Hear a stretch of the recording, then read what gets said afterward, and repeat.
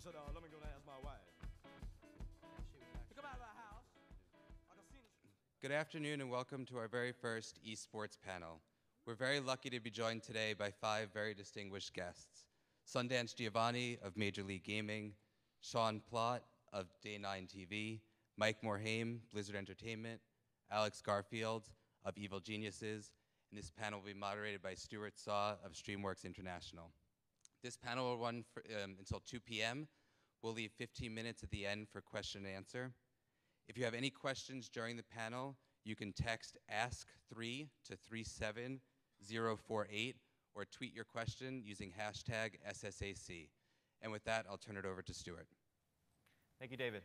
It's a real pleasure for us to be here today and to bring esports to possibly an audience that isn't familiar with what is one of the most disruptive movements happening right now in the sporting world. And it's with that I'd like to actually start our panel, a definition of what is esports, because for some of you, you guys may not be familiar with esports or competitive gaming, and so I'd like to get all 4 of our panelists, before we do their more formal introductions, to actually tell us what esports is and what it is to them. So Sundance, would you like to kick us off with what is esports? Yeah, so to us, esports is essentially competitive video games presented in the same way that you would present competitive sports. It's people or teams playing head-to-head, presented in a way where the spectator component is there, just as any traditional sport. It's just digital. Sean? Yeah, I mean, it's one of those things where it's just a different medium in the same way that with football, it's on a field, with chess, it's on a board. In esports, it's just different games. But what's so unique about esports is the fact that it's international instantly. You can connect with people through the internet, immediately be playing with someone on the other side of the world in Ukraine, and then someone in Korea the next game. So it's a great way to sort of break down international boundaries as well. Yeah, I agree with everything that was said. The big difference is the media, that it's digital instead of out on a field somewhere. But other than that, I think the talent at the level of competition is extremely high in esports, and as a spectator, I think it's every bit as fun to watch. I think it's the next logical step in the future of competition. I mean, if you think about it, we don't have to rattle off industry statistics to tell any of you that the video game industry in terms of overall revenue has eclipsed movies, has eclipsed music, and a lot of these games, as they become more multiplayer based and more skill based, there's a large skill gap, there's a large skill differential, and there's a portion of that particular community which enjoys competition, showing off those skills, and really replicating traditional sports culture with fandom and famous players and teams and leagues and et cetera. And the one thing I'd like to add, which is amazing about esports, is that it's a participatory activity. The fan base also plays. Right, so if I'm a Dallas Mavericks fan, I don't necessarily play basketball or, at all or well, but the audience for esports plays and watches, and typically they watch even more than they play, which is, I think, one of the fantastic differences that we have going for us.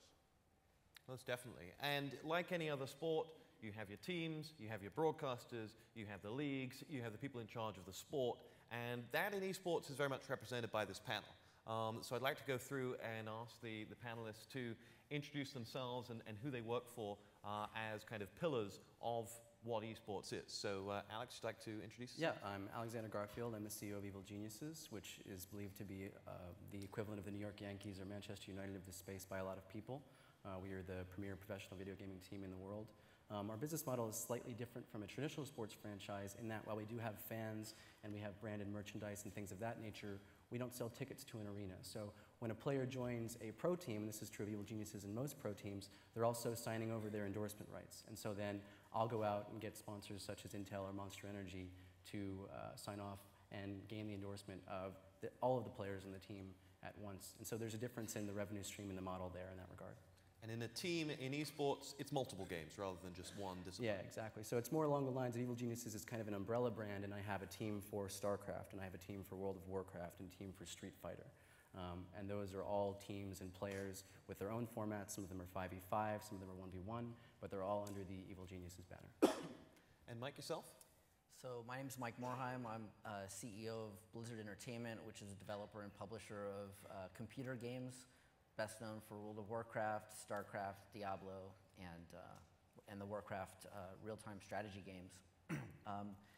We're basically the creator of the game itself, and so our job really is to make sure that our games are well balanced, to monitor the strategies that the top players are using, to make sure that there isn't anything degenerate going on, that there aren't what we call cheeses, that are sort of strategies that are unbeatable, that everybody just devolves to using. We like to keep the game balanced and fun to watch. And Sean, yourself. I'm Sean Plott. I'm the CEO of Day 9 TV. We're an internet television company that does a lot of the coverage and broadcasting for the game. So I work a lot with major tournament organizations to do the play-by-play commentary in the match, because even for players who are familiar with the games, there's such a deep, complex strategy going on that it's important to convey the intricacies of that. So essentially doing the John Madden version. And also we do a 5-day-a-week web television show that focuses on general community coverage, tournament coverage, strategy, lifestyle pieces for esports. And given the huge explosion of internet television, the numbers are becoming astoundingly big. I mean, I think that all of us can say that in 2011, it was just insane. Things like 30% month-over-month growth of viewership, all benefited by the fact that internet technology is suddenly really cheap. It's extremely easy to just start a web stream. Any of you could, in 20 minutes, assuming you had a good enough computer, be streaming live immediately. You don't need any sort of committee, approval, anything like that. So there's a number of other streamers that have popped up as well, and now it's become one of the pretty much the way to watch esports coverage. And Sundance, your role? My name's Sundance DiGiovanni. I'm the co-founder and CEO of Major League Gaming, and I get to work with all these gentlemen in different capacities. We organize large-scale, called LAN events from this local area network, basically all of us in the room playing games. About 20,000 people over the course of a weekend, a couple 100,000 people tuning in live at any one time, over 1 million unique people tuning in over the course of the competition. To put that into perspective, for the demographic we reach, that beats most traditional sports broadcasts for the pure demographic. We use internet streaming technology for our sports media business. We have a number of sites on which you can play competitively in over 62 titles. We do about 800,000 matches a month across those titles. And then we have the pro circuit and our arenas. And the pro circuit and the arenas focus on the best of the best. And Starcraft 2 being our kind of flagship title at the moment, with a global audience where you will get well over 100,000 people tuning in to watch live. Basically celebrating the digital media that's created around this game with their star players, star casters, big name teams. It's very, very similar in terms of the aspirational and fan attachment that you would see in traditional sports. We see pro athletes having a strong attraction to the activity, and we see the community really, kind of polarizing itself across the lines of team or game, but very similar to what you'd see a Yankee-Red Sox rivalry, like Liquid Evil Geniuses, for example.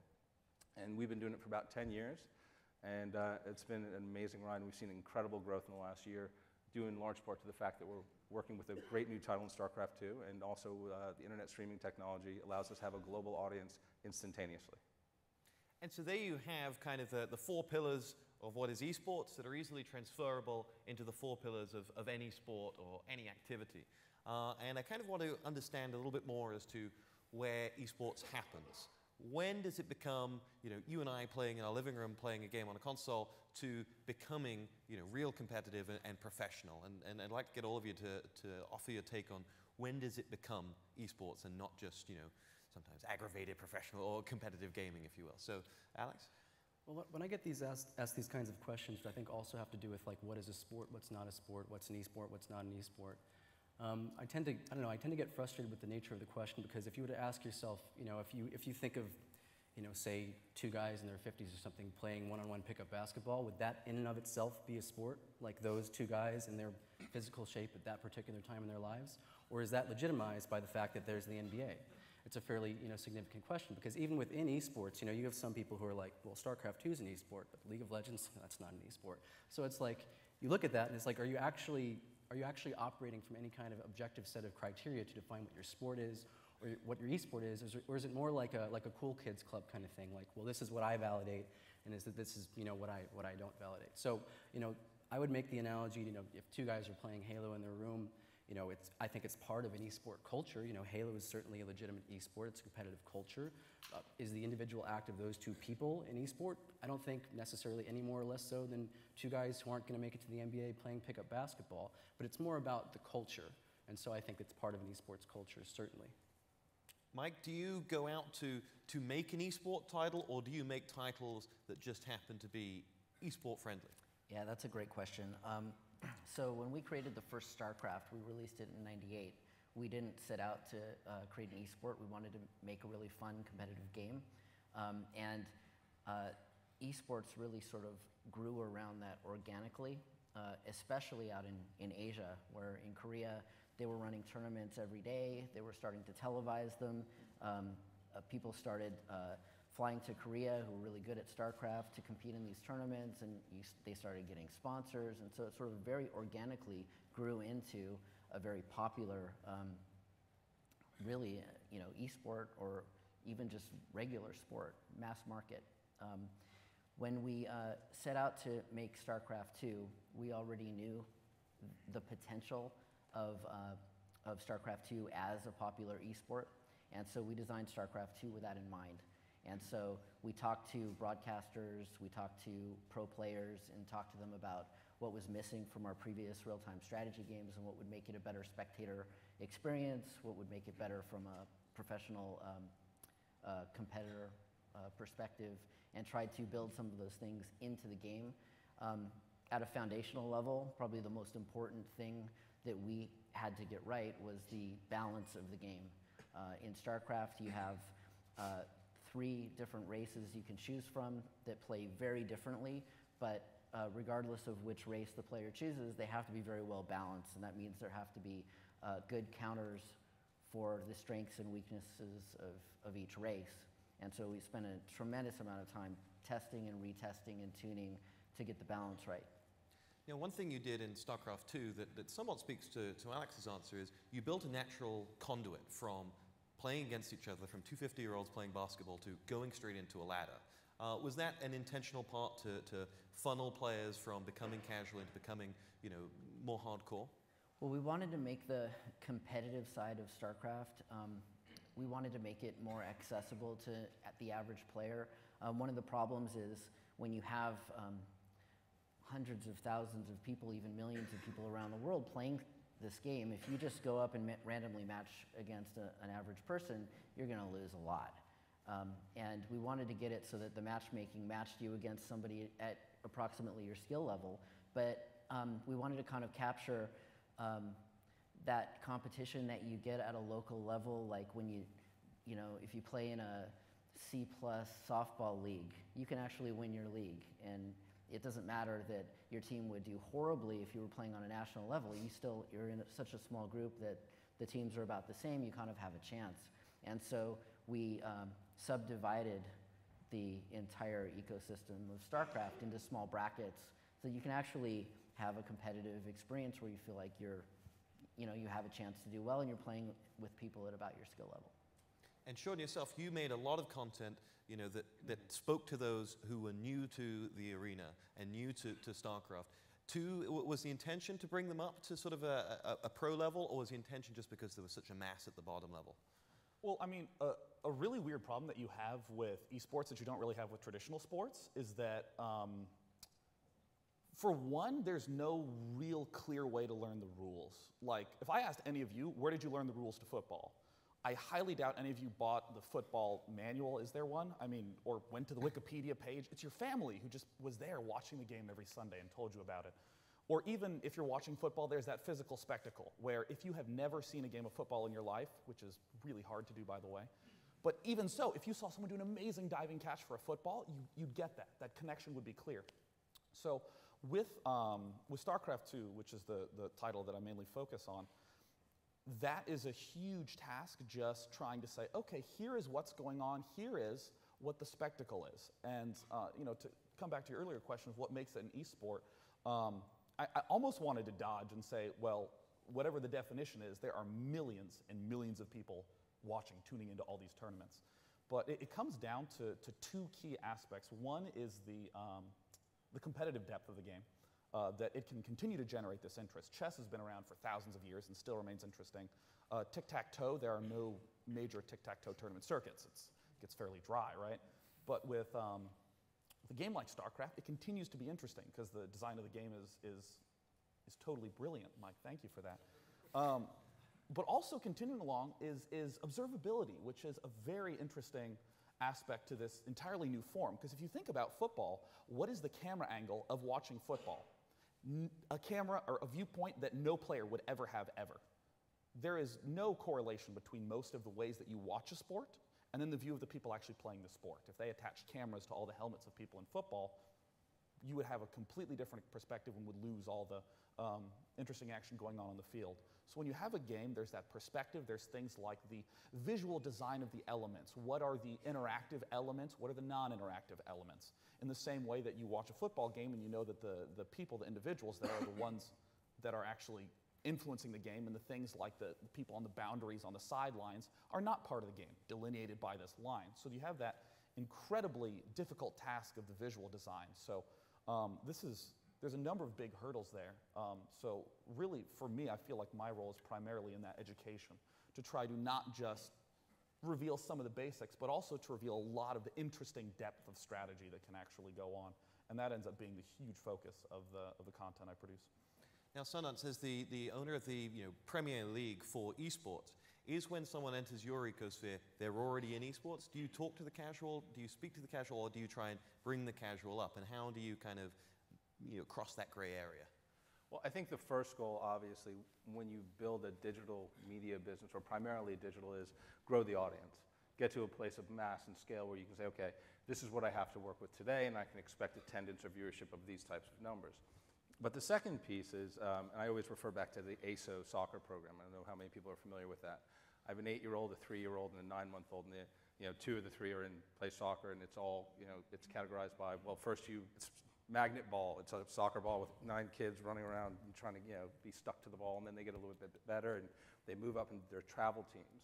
So what we try and do is we try and have an entry point very similar to the dailies that Sean does, where you can come in and you can watch analysis of gameplay, just like any sport. Right, here's what he did, here's what the mistake that was made, here's something else he may have tried, but don't try this unless you're at a certain level or skill, right? Like, don't try and throw a curveball unless you know how to throw a fastball for a strike. Then we try and match people up and say, look, you're within this world, you're playing this game at this level, try it competitively. Let's put some people together on teams or individuals into groups and ladders and at different skill levels so that you can go in, as Mike said, you don't want to just jump in and get beat every time. It's a horrible experience. And then people put down his game and never come back, and they don't watch Sean, and I lose people. It's terrible. We don't want that. What we want is something that's accessible.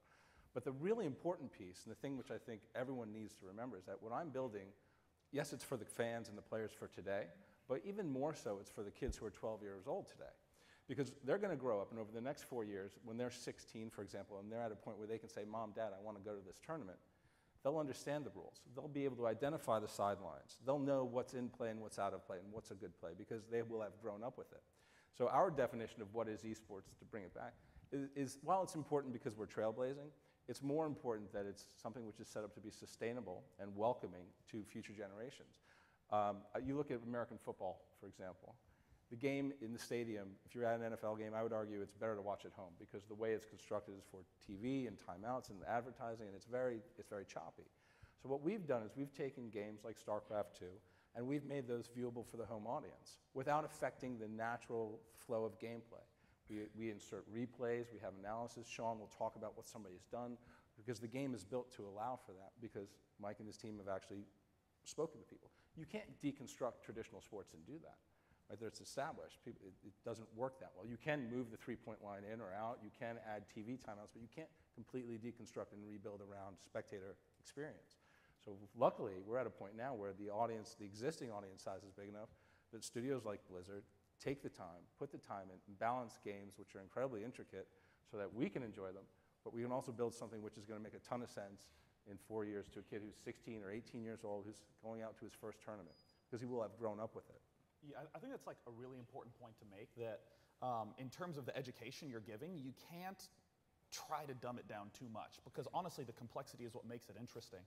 And for Starcraft 2 and a lot of esports, the model that tends to be most analogous is the rise of poker.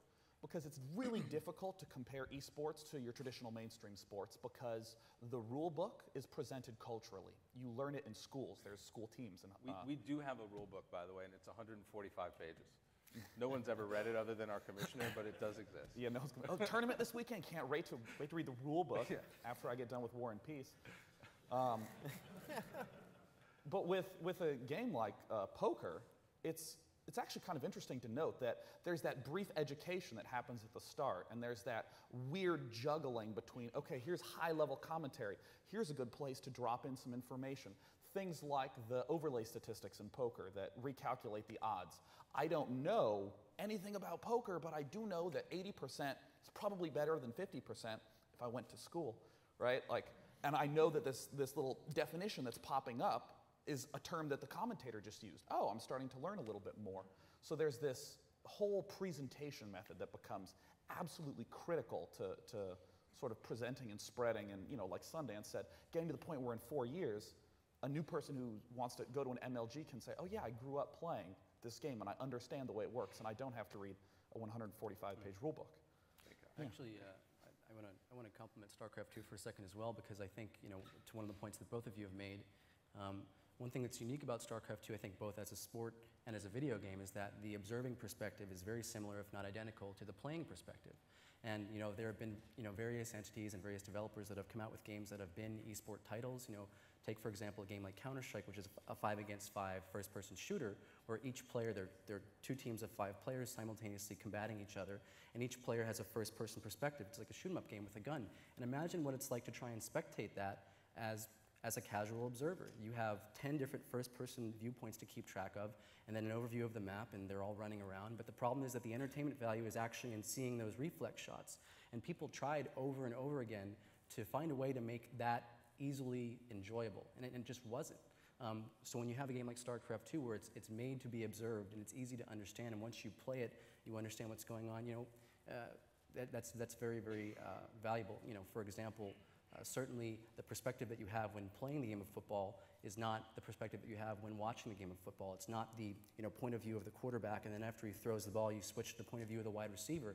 And that's actually exactly what it was like to spectate a Counter-Strike match for a while, which is why that game, I don't think, took off on a mainstream level in the way that StarCraft has. So it's been incredibly valuable for us in that regard. So hopefully you guys now fully understand as to what esports is and where it happens and how it can be consumed. And we're coming off the back in esports of the most successful year. And one of the key cogs in that year was the MLG 2011 Pro Circuit. So Sundance, if you could kind of give just an analysis of what that was, and then like to dive into the reasons as to why it was successful with the panel. So our events, our live events, our Pro Circuit events are multiple titles. But in 2011, we were able to embrace and really invest into StarCraft 2. And what that gave us was a truly international audience unified around a game with a singular rule set that was built from the ground up for this activity. And on the back of that, we broadcast peaks. One event reached 175 countries, 241,000 people watching at one time, an average engagement time per viewer of over 3 hours, meaning I'll start watching and stop watching over 3 hours later. Over 1 million people watching over the course of the weekend. It just was a fantastic year of growth for us. And again, primarily driven by StarCraft 2 and by the fact that this game was built from the ground up for this activity. Streaming technology, the ability to do custom players, VOD, replays available, almost instantaneously. Being able to look at what people have done in traditional sports is what we've always done. We've been doing this for 10 years and been waiting for a lot of the technology to catch up. We did TV for a couple of years with NBC Universal, we were on USA, then we were on G4, and then we took it all online because that's where our audience was and that was the best delivery mechanism. But finally, this past year, and thank you again, Mike, we had a title and the technology that allowed the audience to embrace it on their terms. Mobile device, PC, plugged into their TV, in-game replays. Amazing thing about this game is I can watch an MLG game, a match of 2 amazing players, Huck versus MC, and then a week later I'll give them a digital file they can load up in the game and watch exactly what happened from the player's perspective or from an observer perspective. While on screen, there are those, just like in poker, there are numbers that are telling me mineral count, what's going on, food, it's a ton of information, which at first can be very daunting, but when presented properly, it's informative and it teaches you how to play. So all those things kind of wrapped together along with just us doing a great job, I think, in terms of promoting the space and working with our distribution partners to get it out there, led us to what was a tremendous year from an audience perspective. We saw, to Sean's point, 30 to 40% audience growth every time we went out. Just this past month in our office in New York, we turned it into an arena, had a pay-per-view only event, similar to what you'd see maybe UFC do, and beat all expectations. Again, global audience, delivered only via the internet, not available for free. But in order to see how that model would work, we rolled it out. 32 players from around the world, one of the best tournaments I've ever had an experience of being at. So we're just seeing continued evolution in terms of the audience size, the scope and scale and where they are. And again, the greatest thing about it is that just like if you watch European football, someone scores a goal, so you hear someone yell goal, you know what that means? Now the audience is starting to see that within Starcraft. Force fields on the ramp, right? GG, exactly. You're starting to see the language of the game is it's international, it's global, and it's fantastic. On the basics, the kind of top-level stats of an MLG event, what are the prize purse, what's the turnout, of that type of thing? Just so people get an idea. So we'll do over $1 million in prize money over the course of the year. The arena we just had $26,000 in prize money plus travel for 16 of those people who top 16 their place and will be flown to our championship event in Columbus, Ohio at the end of this month, where there's $76,000. This is just Starcraft 2 we're talking about. There's other games there, but Starcraft is the centerpiece. Then there will be 2 more arenas, coming up in spring. So essentially what we're doing is, it used to be that we would have 4 or 5 events, right? So that's 15 days a year we matter. 15 days a year we're the number 2 or 3 streaming entity on the internet behind Apple and Netflix. But now what we're doing is we're trying to get regularly scheduled programming, where maybe every Tuesday night or every Monday night there's competition going on, right? And it's league level, and there's wins and losses, and there's history being built. So this year we're going to be doing a lot more. We'll be having 4 championship events and up to, well, I can't say how many arenas, but right now it looks like up to 12. Just for Starcraft 2, not talking about any other game. So Mike, we keep coming back to Starcraft 2, and everyone keeps paying you these wonderful compliments on Starcraft 2. Why was this the one? Because you've made World of Warcraft, which I guess financially has been a far huger success. 11 million players at its peak. Why was it Starcraft 2 that captured the imagination, captured the fans, and not arguably a bigger player-based game like World of Warcraft? Well, we do actually have an esports component to World of Warcraft, and people do compete in World of Warcraft arenas, but I think Starcraft 2 is more fun and more interesting to watch. Actually, Sean might be the best person to talk about that, but I think a lot of that has to do with, even though the observer mode looks the same as the vision that the players see, you actually, as an observer, get to see all the information. You get to see what both players are seeing, and they don't get to see that. And the whole asymmetry of information that you have in poker, where you know that the guy's ahead 80% versus this other guy 20%, but they don't know that, and they have to sort of make guesses about each other and what strategies they're gonna use, creates a lot of tension and drama as the game plays out. I think that makes it very interesting, and as a player watching 2 exceptionally talented players going up against each other, you get to see how they react in those situations, and that helps make you better. I would also say that StarCraft 2 is while World of Warcraft and StarCraft 2 both have different kinds of observer modes, I would say that StarCraft 2 is inherently a more observable game from a casual perspective, because, for example, my father, who's a brilliant man, but he's 85, he was able to watch a match of StarCraft, and he wasn't really in tune with the different names of the units, and he was like, there's a lot of vocabulary here that I don't really understand, but I get the gist of what's going on. There's this unit is going up there, and he's kind of harassing this line of workers that are trying to gather resources, and these are 2 armies that are going against each other. So in addition to interface, the kind of nature of the game itself is much more intelligible from a casual perspective, and I think that's allowed, so to your original question, what made a huge difference this year, and what about StarCraft 2 makes a huge difference, is that, Sundance, you talked about a lot of esports as like a participatory spectatorship, call it that. I think that what is great about StarCraft 2 is that, so from the perspective of a team owner, I'm essentially, my job and the way I generate revenue is to market to player bases of games. So what I'm terrified of is a really great game coming out, and then the player base kind of slowly decreasing as the game gets older, which is just what happens with every game. But what we see with StarCraft 2 is even people who stop playing, they keep watching, or people watch who really have only played once. And so, you know, that to me is the difference between, you know, for me, like why the value proposition and having, you know, I spend easily, you know, 6 figures on StarCraft 2 players, like well above 6 players on StarCraft 2 figures. I spend, of all the money I spend on players, it's probably 80% on StarCraft 2. And the reason is that, you know, I have a World of Warcraft team as well. I have to spend considerably less on them. The value proposition for me is great because even if there aren't as many players next month as there are this month until the Expo comes out, whenever that is, there are lots of people watching. And that's what, you know, when I pitch to marketers, a lot of them don't get that. It's like, well, yeah, I'm accessing the player base, but actually I'm accessing the audience just like when Papa John sponsors the Super Bowl, they're not trying to market to the football players. They're trying to market to the people watching. And that's the analogy that I draw, and it's not immediately clear to people when I pitch them initially. So to follow on from that point, it's something I wanted to bring up later, but we'll jump to it seeing as you articulate it so well, is that an Achilles heel? Is that a real problem that, you know, in 5 years' time, everyone may be bored of StarCraft 2, but the viewer figures could still be really high because everyone still enjoys the show. And thus, marketing money, which comes from a number of the endemic brands, is always about what's new. So is that one of the challenges we're going to face? And I guess Sundance, or Sean, I'll hand it over to you first.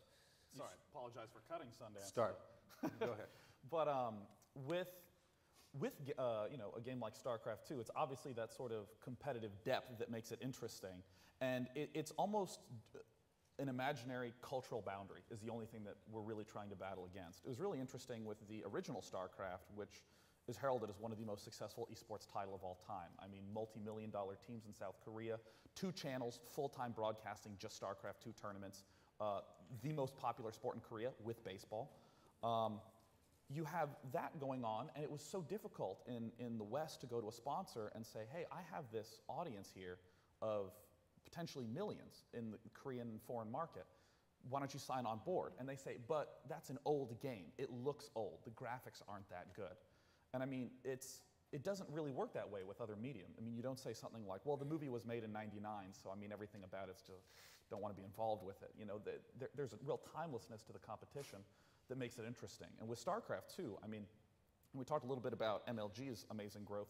It was everyone that had this insane growth. I mean, so many tournaments springing up. I think it was just from community-run tournaments alone, I think it was 1.8 million in prize money was doled out. Just 1,000, 2,000 at a time from community-run things. I mean, the Day 9 Daily gets between 7 and 11 million views every month. And I'm just one of a huge number of shows that are out there. And this is all just people who continue to tune in because the game's interesting. So over time, I honestly feel like the viewership tends to vote with their eyeballs. I don't really worry so much. What if, you know, StarCraft 2 becomes a stale, uninteresting game? I think that the audience is hyper-connected, always having that conversation with one another about what are the cool aspects. So if it became dry, then it would sort of drop off. So I do think that there's an element of a foundation being built with StarCraft 1 and Warcraft 3. And so there was a following of real-time strategy games and esports, and there was a culture and a history for some of these top players who've made names for themselves. And so we kind of had a built-in fan base going into it with StarCraft 2 and an excitement about the game, highly anticipated game. So I think that definitely gave it an advantage going right out the gate that if this was our first real-time strategy game, we wouldn't have had. I think we also have to give due credit to, you know, some of the live streaming entities, like for example, Twitch TV. Like over the past year, from the technology perspective, year or two, like players have the ability to stream their practice matches whenever they want to.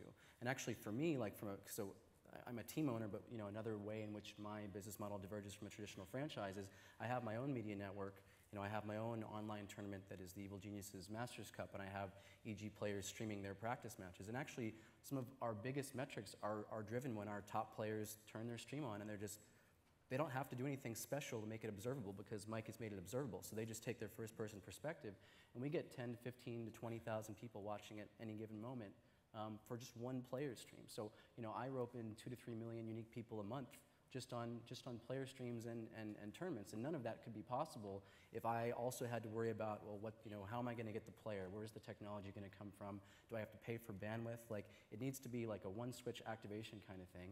And some of the live streaming entities have allowed us to do that. Sure. Yeah, I mean, like, I actually think live streaming is the reason esports is taking off. That is the one key piece of technology that was needed to join everything together. It's been such a struggle to get games popular before, because you say, okay, hey gamer, you spend most of your time on your computer, step away from that and go to the TV and watch it there. It's, there's a disconnect between where you consume most of your media and where you want to be presenting it. And now suddenly with live streaming, you have players who will have a stream up on this monitor and then see that strategy and say, okay, cool, I'm going to try that here on this other monitor with the game open right there. And I mean, Twitch TV is it's a live streaming platform that's part of Justin TV. And they started in June, and now I think they get over 12 million unique 14 viewers a month. was their, 14 now? was Is that their right? Yeah, I mean, press release. just astounding growth. And it's almost as though the community's already been there, and all it took was this technology to step in and join everyone together. But it's just a matter of time until you're able to get that stuff on your TV without Oh, yeah. going through a lot of hoops and connecting all the cables and everything like that. Well, And that it's- was where I wanted to bring in Sundance. I mean, you've had the experience on the television, and you and I know each other very well through the streaming side of things. What has been your kind of pros and cons? You don't need to go to ESPN anymore. No, we've done TV. We've partnered with ESPN in the past. When we started out, I think the first thing you have to understand is, so again, I use the next audience kind of as a trigger, right? So if I were to ask most people in this room who their favorite baseball player is, they'd probably have an answer, or football player or team, right? So my son his favorite Starcraft player happens to be a player by the name of Boxer, okay? Anybody who follows the sport, the activity, knows very well. His favorite baseball player is CC Sabathia. It's the same to him. He looks at our league the same as he looks at any traditional sports league. And that, for us, I think, especially here in North America, is the biggest challenge, is that in the East, in Korea, this has been going on for some time. It's got 10 years of history with these teams, with an organization, presenting it in a way where you can say, who's that guy on that billboard? Oh, he's a Starcraft player. Oh my goodness, he plays Protoss. I'm going to play Protoss. What we have to do as an organization, as a league, which was going to help everybody, is build something which is sustainable and allows the people who are here today, such as Alex and Sean, to make their living, and the players, most importantly the players, to be able to say, I'm Huck. I'm a two-time MLG champ, and I'm from Canada, and this is what I'm about. And so you can latch on to that. So streaming has allowed us to do that in a way which is both cost-effective but most importantly, immediate. You don't care about the results 3 weeks later. Right? If you want to watch, you want to watch live. And I think that's the really great thing, is that, so I can go, I'm terrible, by the way. I can go on and I can play and I can stream and have a conversation with people. I can literally have people in my room ask me questions and answer via Skype, and it's this whole interaction which you don't see in the traditional sports media world. But we do this because this is how we have grown up, right? It's what's familiar to us. So big challenge is build the basis upon which you're going to have history, because now I can show you the win-loss record for IDRA versus MC at my events, and Huck versus Nesty and Naniwa. I have history, so that's win-loss. That's like how many times the Yankees have won the World Championship, how many times has Huck won the championship. That's the first part, because we love history. Like, as a sports community, as a culture that loves competition, you want to know who the best team is, who the underdog is, how often they're able to do X, Y, or Z in each scenario, just like with the poker, the whole cam showing us what the card is. So we have all these things, and now we have the audience. So in terms of a game getting stale, with updates or patches or releases, the game doesn't get stale. It really doesn't, because it's infinitely playable, and the metagame constantly shifts, meaning the strategy that someone will use. Well, how does that relate to traditional sports? West Coast offense versus ground and pound. Okay, I'm going to air the ball out, or I'm going to eat up the clock, right? It's the very same kind of an approach in terms of understanding that the gameplay evolves as well. And again, the difficulty of balancing a game think of chess on crack with tons of units. There's so many things that can break the game, so they use data. They use data from our events and from other events to look and analyze and make sure that nobody finds an exploit that breaks the game. You don't have to worry about that so much in football. You have to put in a salary cap, right? You have to put in the limit of how many trades can be made, or what your draft position is. In our game, we're still kind of getting that foundation together. And so that's why what we're doing is really about players, teams, the talent out there that covers it, and the fans, having something to hold on to. Again, remember, we're 10 years old. The people who know our organization, they know they have a strong attachment to a number of titles we've run in the past, but we've never been in a position where we had the right title, the right technology, and a global audience base at the same time. Now we do. And I think that point you make about the salary cap is a good kind of junction on to one of the questions I wanted to ask you, Alex, in terms of the business development of 2011 for you. And off the back of these numbers that we talked about, off the back of the success, what has changed for a team when you go out to sell, when you go out to do player transfers, when you go out to offer contracts? How much has that changed this year over the 9 years you've been doing it previously? Well, it became easier this year, but as a team owner, Sundance and I constantly go back and forth. I don't think it's easy enough. So my whole thing is that it's a very emerging space right now. It's very unregulated. There's no governing body, and it's kind of like you can't really find your footing if the ground beneath you is constantly moving. So it's like a lot of the major players in the industry kind of like are just now coming into their corporate identity. So it's like I'm a team, but then I also run some online events, and then I have a media network of sorts as well. And the reason that is the case is that since for such a long time I've been so sponsorship dependent as far as revenue stream goes, I had to find ways to show more value to my sponsors because it was so qualitative for such a long time that I couldn't just make a good enough pitch to get big dollars. So I had to add a tournament that would have trackable metrics and add a media network that would have trackable metrics and stuff like that. Part of the reason for that is that we don't really have like standardization of relationships yet between teams and tournaments. Yeah, we're working on it. But for example, like if you think about think about a company like CDW sponsoring a player on the PGA Tour, sponsoring a tournament, and the intense metrics and analytic tracking that goes into that and providing value. I can't really go to a tournament organizer, or can't go to most tournament organizers, and say, hey, can you give me an idea of how many unique viewers or overall impressions that shot that you had on the camera of the player booth got on my shoulder where the Monster logos? It just doesn't happen. I can't do that. So it's like, as a team owner, I can't do basic math about my business. I can't say that if I spend, for every dollar I spend on salarying this player and sending him to X tournament, I know that I'm going to get, $2 in resellable value back that I can, give in exposure to sponsors. And that's kind of like how a team is supposed to make money, at least in our space. So that's why it's kind of still challenging because we're not talking to each other enough on a general level. We're talking.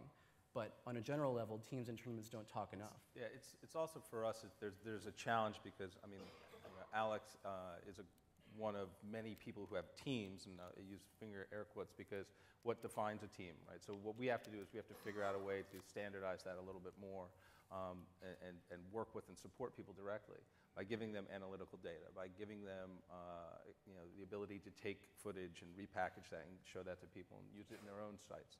And we encourage that, and we're open to that. Up until a couple of years ago, we were very heavily restricted as well because we have certain sponsors, and none of our sponsors are endemic.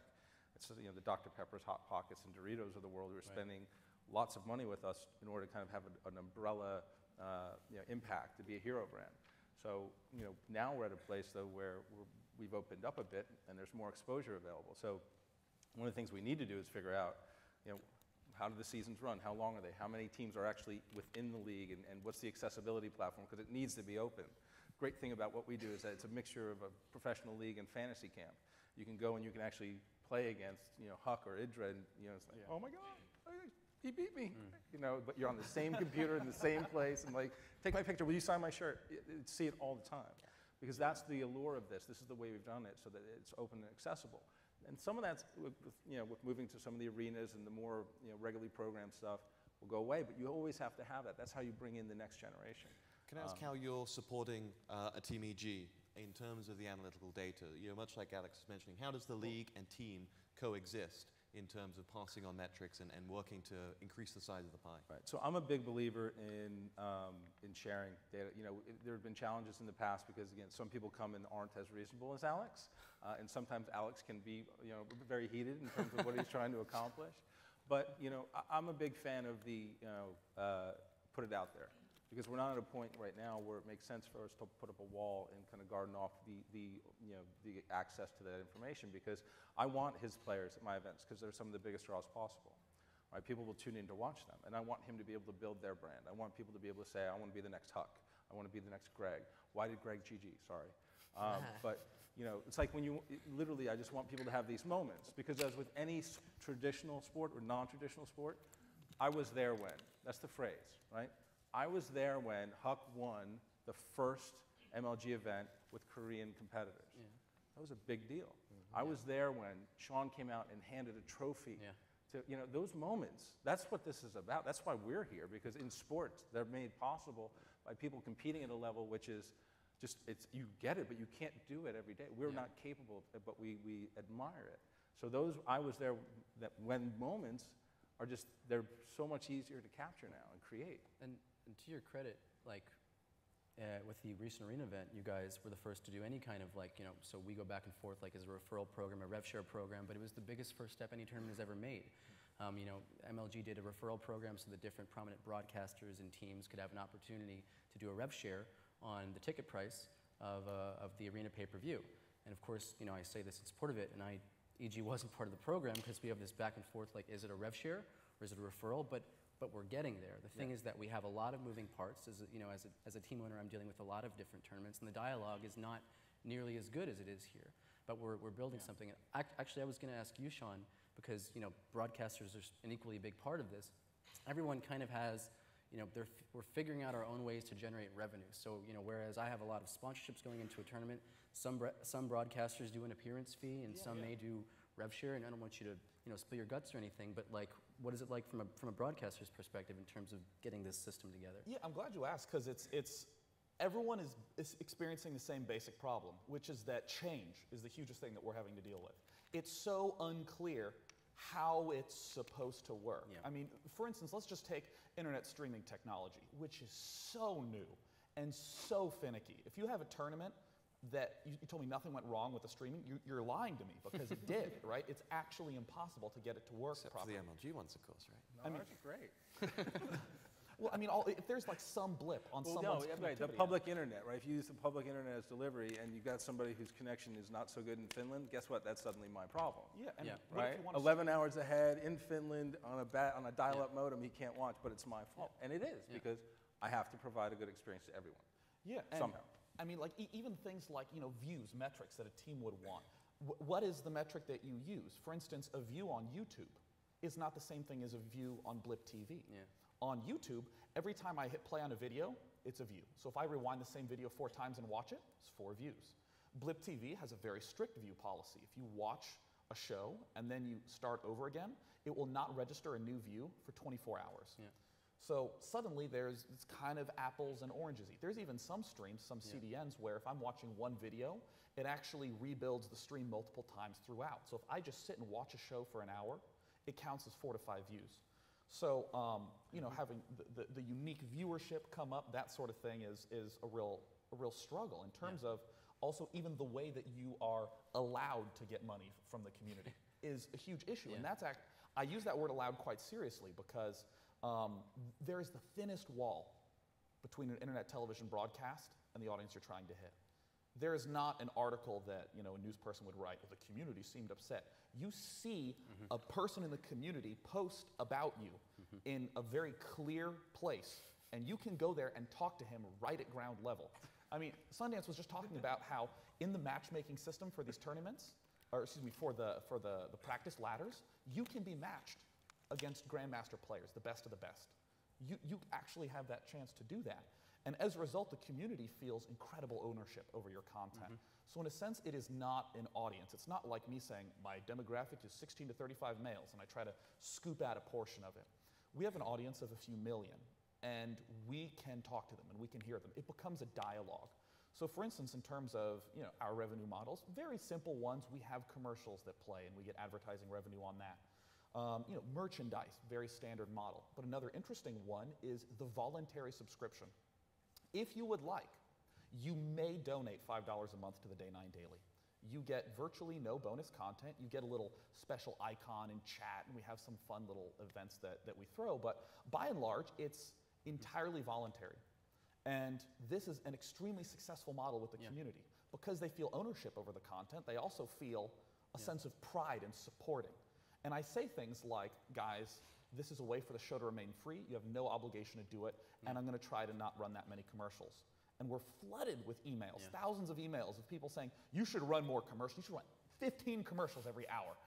So that way there's more money. And it's insane, that sort of feedback from the community. And it's also not unheard of in other internet television models. For instance, This Week in Technology, a show run by Leo Laporte, he says all the advertising revenue that's generated goes back into the show. And you, audience, choose what I make. So I'd like to interject there as we're a little low on time, and we've got some questions from the audience as well that have come in via the mediums. One to you, Alex, on the economics of an esports franchise and how that works. Well, as I mentioned before, for a long time, the only revenue stream any team really had was sponsorship revenue. If you had a pretty decent website, you could make money on bad ads, but it was pretty much sponsorship. But at this point, what's unique about esports and what we've seen with the growth is that we're able to monetize live streaming. We're able to monetize branded merchandise, which is something we saw 1,000% growth in sales of our team shirts this year. And I think that's largely due to the kind of fan base we had, like you just mentioned, the way the fan base is engaged and is really part of the community, and they feel ownership over the team. So I would still say very, very heavily sponsorship supported. I hope that over the next couple of years there'll be more tournament coordination so that we can decrease our costs and travel and focus more on player salaries and stuff like that. But those are the main areas at this point. So, and leading on to how you can change that, and I'll lead this one to Sean and Sundance. How can you market esports to the casual fan, and what are the biggest challenges to broader to broader acceptance and participation? And I would add on to that, Sundance, you mentioned some of your record metrics, and Shawnee as well. How are you going to grow that? How do your concurrents going to go from 250,000 to 1 million? How do you hit those? I don't think there's a rush to do that. I mean, and people think I'm crazy, but like Sean does an amazing show daily, and you can tune in and you can learn, right? And there's going to be people who are going to be drawn to that, and he introduces more people to our activity probably than most others. But he's an individual, right? And that's he's somebody who's doing this at passion and love and is great at it. So for us, what we have to do is we have to give content for not just that level, but up and down and sideways, right? So to me, the challenge is work in an intelligent manner with the teams, the players, the personalities, and the developers to have that platform. And then every month we see audience growth. We're not going to see 100% growth every month, but you know what? When Heart of the Swarm comes out, we're going to see a big uptick just because the game will see some new life into it. But I'm more of a year-over-year person. Right? So each of my events are big and they're successful and there's growth, but year over year what I look for is that 80 to 115% growth. And being able to do that for 10 years in a row is pretty crazy, but we have. And last year was even bigger than that for us in a lot of ways. But again, some of you get it and some of you won't. The ones of you who won't, I just want you to respect it. I don't expect you to watch for 3 hours. The ones that do and do watch for 3 hours, thank you. You're amazing. And find some more friends and bring them into the party, because that's how it happens. Right? It's either Sean or me saying, hey, you want to play some 2v2? And, that's the way it works. And it's either something you get or you don't. But trying to convert the masses isn't going to work. We've got to build something that's around and that absorbs the new audience as it matures and comes into us. Or as people find us. Because for people who play video games, if you haven't heard of Starcraft, I'd be shocked at this point. Considering the way our universe is constructed of communication and internet, right?